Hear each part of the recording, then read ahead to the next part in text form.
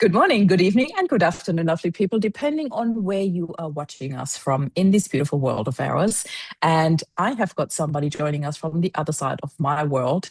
I have got Chris Workman here. Chris and I connected through a beautiful platform I have mentioned many, many times. And I'm going to give Alex Filippo a shout out here because he's created this beautiful platform, Pot Match, and I have had many wonderful connections through this platform as a guest, as a host. And here I am welcoming Chris Workman. Thank you so much for being with us today. How are you? I'm so good, Marie. How are you?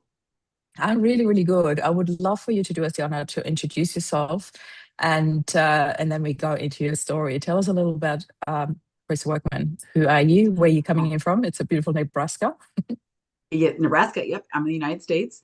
And I have been a nurse for almost 39 years. So that's roughly kind of my background. I raised two sons as mostly as a single parent. And gosh, what to say about me? My life, we were just busy, sports and life, and very close with my parents. I was fortunate enough to get divorced many years ago. Not many people say that, but that was one of the best God, things that happened no. in my life. I know no one looks forward to that, but it was a Well, blessing. Because 22 years later, I actually met the love of my life. So I've been married now for almost 6 years. So yeah, love that. yay! It Love that. happens. Happiness Congratulations. ever after happens. Exactly. Oh, But yeah, love that's that. just a little bit about me. And I work on a very small basis as a nurse, but almost my entire time is built either talking to parents who are grieving a loss of a child or a spouse or a parent. It can really be anybody grieving, and then also match it with estrangement. So a little bit of Wow. everything. And it is, yeah, it is such a palette, to walk through lots of personal experience. So if it's okay with you, Chris, obviously that's why we're here for. But I would love for Yeah, you. This is a perfect segue to start with your story. What is your connection with grief? Why are we here today? sure. I think from a clinical standpoint, being a nurse in oncology and end of life cares, I have been blessed to be around a lot of patients as they passed. So I really had a connection that way to understand grief acutely when it was going on, whether it was anticipatory grief, Mm, that people were really working through before the patient died, and then afterwards, but not very much afterwards because of course they're no longer at the hospital. yeah. But from a personal standpoint, until my youngest son Nate, he was diagnosed with epilepsy in fourth grade, and he didn't have Mm, many seizures. He had like one a year for years, until between his eighth and ninth grade year, he started getting them at a rapid pace of about once a month, very quickly up to once a week. By the time he mhm. was a senior in high school, he was having them almost every single day. Wow. So his epilepsy was a little unique. It mutated as it went, where the seizures would originate came from one side of the brain. Some His seizures started to change forms and they went to the other side of the brain. And so Mhm. when he was 18, he was diagnosed as needing a three staged epilepsy brain surgery. So that's where we were Wow. headed. That was kind of life. It was No day was ever the same. His seizures were pretty intense. They could be pretty debilitating. They caused lots of injuries. Mhm. Um, I one hope, the day, yeah, yeah, sorry, I just want to ask you, I hope I'm yeah, not out of line asking this no, question. And ask me I anything. honestly don't know if that falls under this stupid question, which we always say there are No, none. But right? being a nurse and a mom, did you feel that you were better prepared to handle what you were seeing, what the information that you were getting, or was it actually worse because you knew what it all meant? I don't know. Like, how did you feel? It's such a weird question, but is it something that you Yeah, feel gave you a no, better preparation I for what you were going through?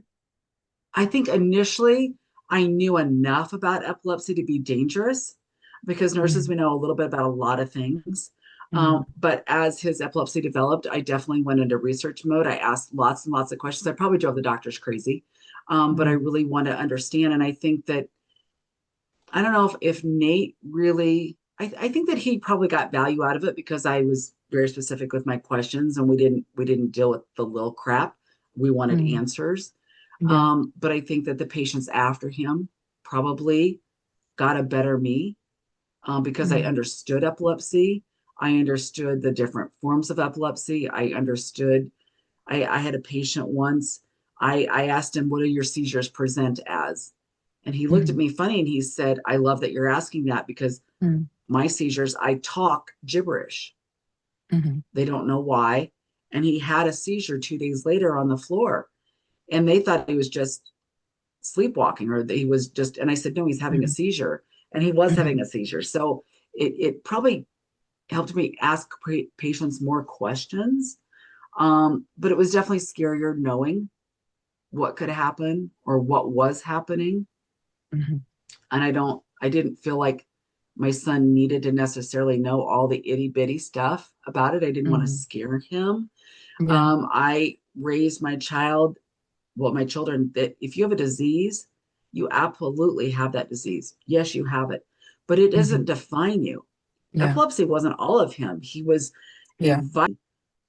very alive child that was very into sports until he couldn't anymore. But Mm.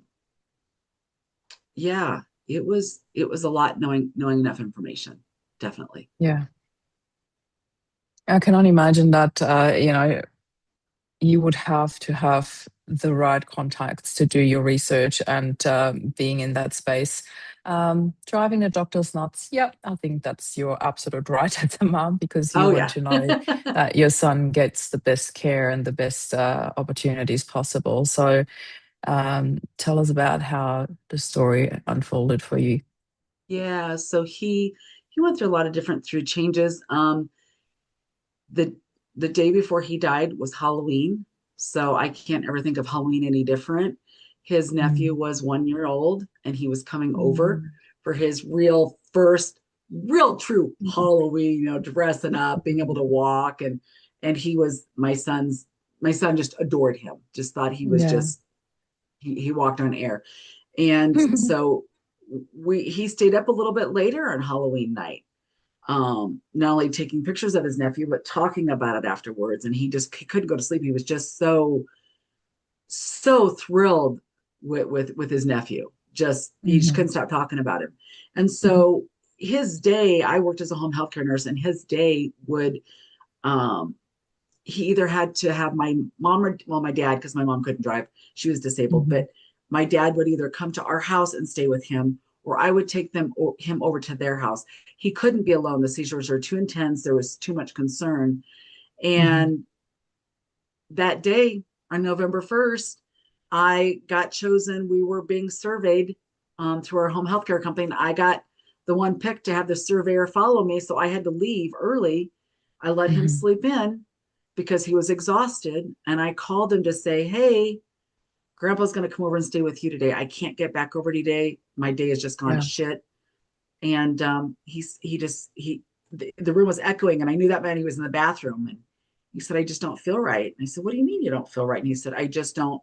And then that was it. And he stopped speaking. And he made a very distinct noise when he had a seizure, and he didn't make that noise. And I didn't know if he had fallen before a couple of times at not making the noise because he had Mhm. occluded his voice, so he couldn't make the noise. But I thought maybe that's what happened. I was trying to visualize where he was in the bathroom, and so Yeah.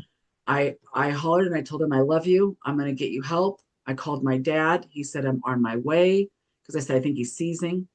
But I got the phone and I had this really, I can't ever explain it out loud. It doesn't make any sense, but just this wave over me that it was different. It makes a lot of sense. So I called 911 and I gave Yeah. him the code to our garage door because I knew the front door would Mhm. be locked. Mhm. And called my best friend who was also, she worked for the same home life company, and she said, "I'm closer," because I was in the middle of a traffic accident, traffic, so Oh my I was God. stuck. I couldn't move, I Yeah. couldn't do anything. And she said, "I'm closer, I'll meet you there." And when I got there, they were working on him outside my bedroom, and my life changed that day. I think that part of me died that day. I think when he left, that before me left. So it was a long couple of years. It was a long couple of years, but that was 13 How years old was ago. he So at that even though it makes stage? me teary-eyed, I would hope it would Yeah, make me teary-eyed, right? yeah. Um, Truly blessed. I his delivery was very hard, and I was having some difficulties after his C-section delivery, and they had Hmm. put him on top of me for me to talk to him. So I was literally the No. first person that got to speak to him on earth, and Yeah, I was the last one. So if there's anything I can take with it is God knew to give me in the beginning and give me in the end. So yeah. yeah, yeah. How So old that were was the both your beginning of sons at difference. that time? So I was speaking to my other son at that time, yes. Because my son passed in 2013. Yeah. So my boys have a very convoluted past, not with me, but with um, my ex-husband, Yeah. who was not a great guy. I didn't find Mm, out till 10 years after the fact. mm, My boys were very strong. They actually put him in prison for 5 years. So go boys. They made sure that their justice and their voice was heard, but I didn't know for 10 years that it had happened. And so my older son, they were very different. My older mm, son had more difficulties. He acted out a lot. He wanted at age 8 to take a knife to me and my other son, and we didn't know where it was coming from. We'd been a very happy kid, and suddenly he wasn't. Well, now we know afterwards that was around the time things began, but he always denied that things happened. So it was a real struggle. I didn't know if he was going to finish high school. Like it was, he was diagnosed with bipolar. There was just a lot of things. He had manic episodes of anywhere from 48 to 72 hours, and then he would mm. run around like a crazy man. I don't know Um, what that means, these episodes. Can you explain it yeah, like he in wouldn't human sleep for 48 terms? to 72 hours. Like he would be Okay. awake Wow. and he'd be sleep deprived, and he wouldn't be very nice, and he could get in your face and he could say stuff, and then he would have no recollection, and you were suddenly this horrible person, and you're like, so it was a Yeah. lot with the epilepsy, and then that it was a lot. And people say, I hear all the time, well, you weren't a good enough parent. I don't know what else I could have done different. I did everything I could Oh, have. Oh, they stayed all the time in wow. estrangement. It's fine. Wow, It's fine. wow, You hear wow, it. wow. People know my story before I know it. But I thought there was something it was completely different coming, when you said people say all no. the time, because the term that I hear so often when there's lots going on, or when people have a lot of children, there's always this term, oh, you've got your hands full. And I thought that this is where the conversation was going, because my answer to that is always like, if you think my hands are full, you should see my heart. And I think that answer is very suitable though for what you were going through. No matter, people are so quick to cast judgment without knowing any details, and it is Mhm. easy to judge a book by its cover. But people who haven't read in it, people who don't know a page about this book, um, I think you are a phenomenal mother. I've spoken to you Mhm. prior to this Thank interview. you. I'm speaking to you Yeah. now. I think it is so apparent that you have done everything under the sun to create a beautiful and worthy life for your children. So, wow, can I just say, I'm really in awe of the mother that you are and what you have done for your Thank you. children to try and keep them safe and happy. So My older that's son would just, disagree with yeah, you, but we all have our own stories. So we do. Absolutely. yeah. There's five of us and we So all have very different stories about our parenting. I right. totally agree. Yeah. Absolutely. Absolutely. Mm, So we kind of just went with the way things were. I mean, my older son and I always say Nate, he has passed. I want his mhm. name said forever and a Yeah. day Yeah. so that he's Mhm. remembered and acknowledged and celebrated. He wasn't just a blip in the radar. But I don't say my other son's name out of respect. I too try to keep his anonymity, that it's I not up understand. to him. Mhm. Um, this is my story. It's not his story. And I'm not here to tell his Yeah. story. Because he'd probably say, well, my mom was a bitch this day and that day, and she did this and that. I'm sure I did. I'm sure I did. But in 2020, things changed slightly. There were problems off and on. There always were. Hmm. depending on behaviors and just lots of things. When his brother died, Hmm. I don't know that he grieved very effectively. I don't Hmm. know that. That's my viewpoint from what I saw Hmm. because I grieved intently and Yeah. intensely. But in 2017, I met my future husband. My son signed off, said he liked him. Yep, he was a good guy. Everything was I love that. great. They moved 6 months after I met my future husband to a complete another state, 8 hours drive away. They, They as wanted to in start your over. ex, Him, or my no, my son, my oldest son, his wife, and their yeah. 2 children. So they moved. Okay. Yeah. They wanted to start over. That's Hmm. great. Um, I got married in 2020. Before I got married, that March, my mom passed away on hospice. So it was a true Hmm. blessing. And then 4 months later in July, my dad was in a car accident and he died about 48 hours after his car accident. Wow. So, and it was COVID. And so there was lots of shit going on, Marie. And Yes. I was getting married. So I got married in September. And Hmm. on my wedding day, my oldest thought that he would just take his own life. And so he took some medications in my house. When it was just him and his son present, I was already on location at the wedding site at the venue. My daughter in law and my granddaughter were actually en route with my husband. And he called me to tell me what he did and that he was doing it because of me. Wow. So that was the beginning of the first estrangement because I couldn't get into the hospital because of COVID. I couldn't get answers. I tried. My daughter-in-law said she was the contact. She would keep me up to date, but he was safe. He was fine. She showed up 45 minutes before my wedding and said, I'm here to be in your wedding. So I really thought he was safe. I thought things were okay. So he was the only one not present for my wedding. Um, yeah, so we were estranged for about a month and we After your started wedding. slowly speaking again. After the wedding, we slowly started speaking again. We went down to see them right around Thanksgiving, a little bit for Thanksgiving. And he had attempted 2 more times, I was told, unsuccessfully. Thank you, God. Very happy it was unsuccessful. And Mhm. he very verbal, very verbally violent, just scared. You could tell the kids were scared. They would it was just a very uncomfortable situation. So Yeah. I chose to speak to my daughter-in-law's father and said, "Do you know what's going on? Like, I'm so worried."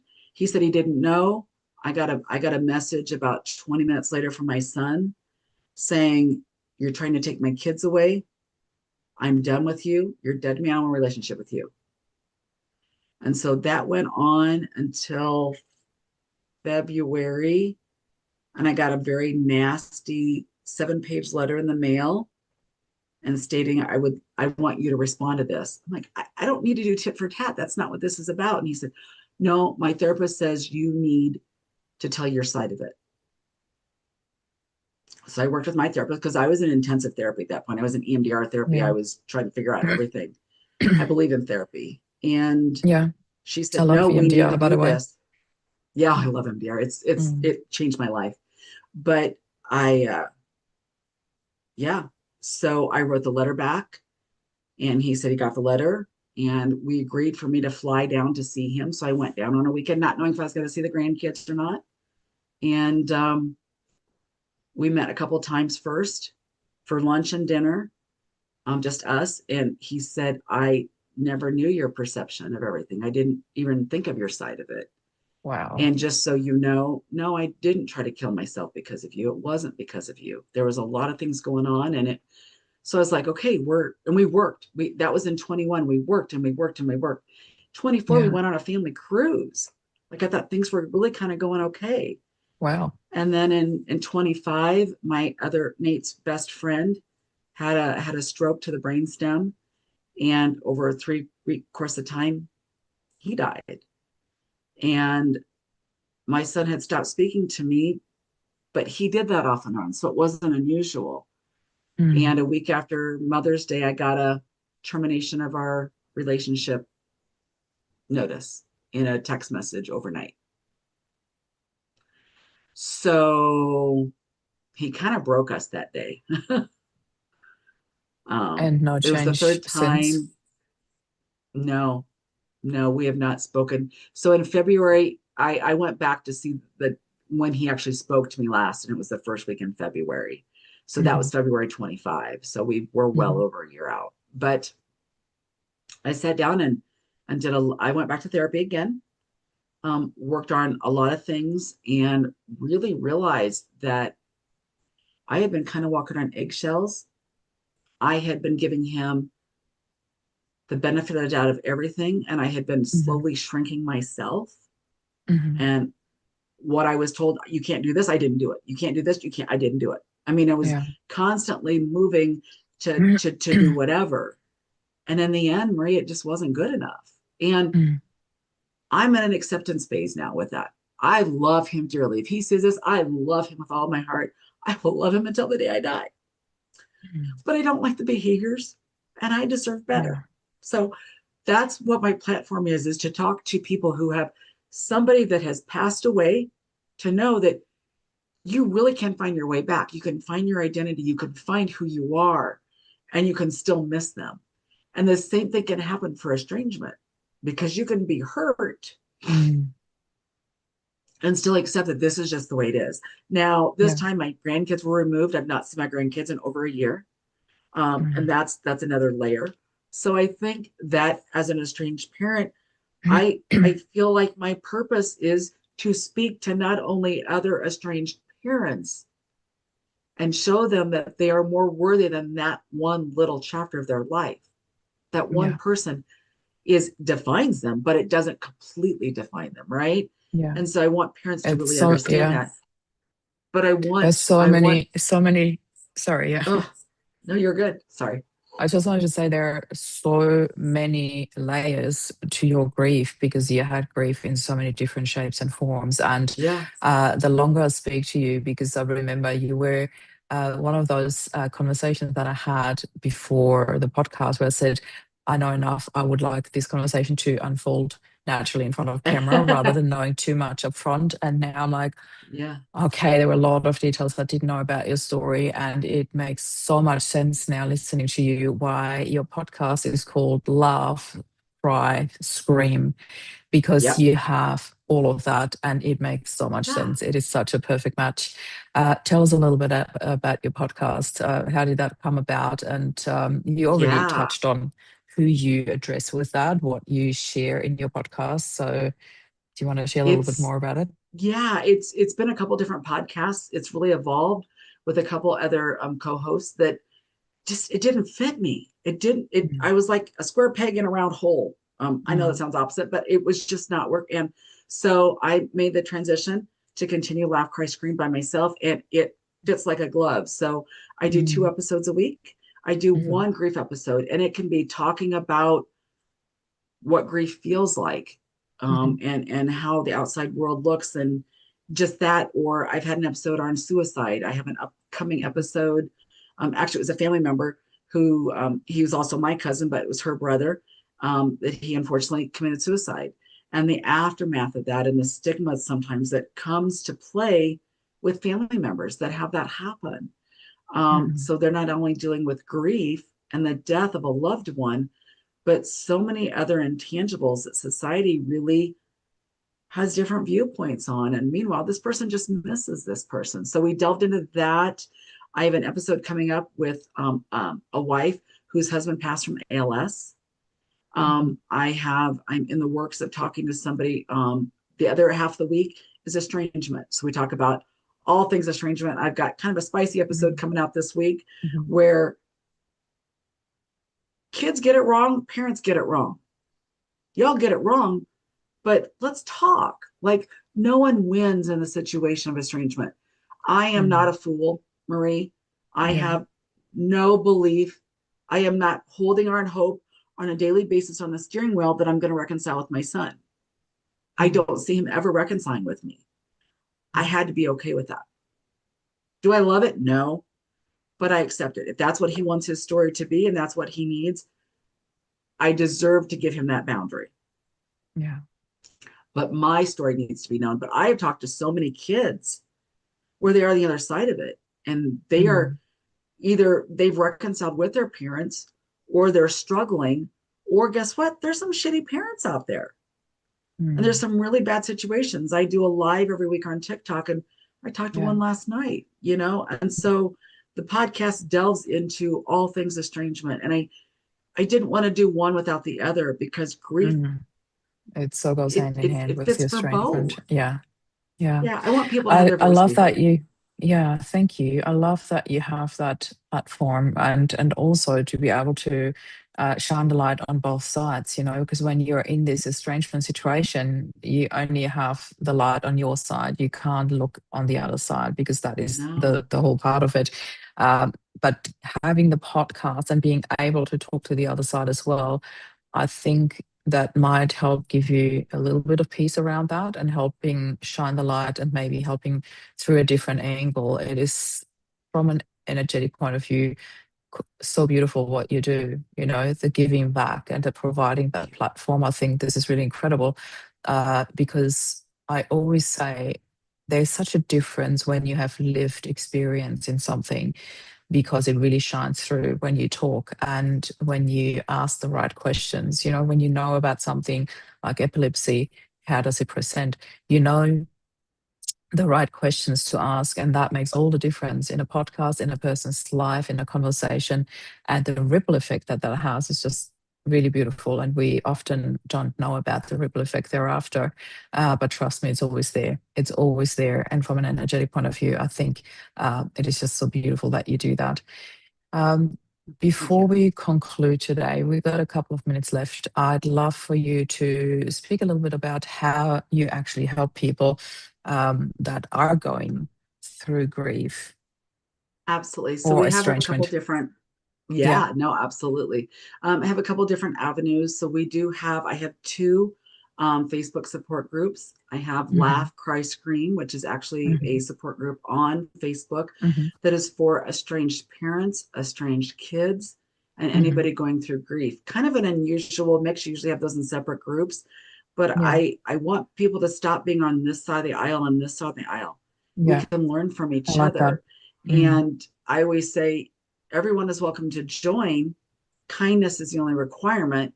Mm. And if you can't be kind, I'll help you be successful somewhere else, just not Yeah. here.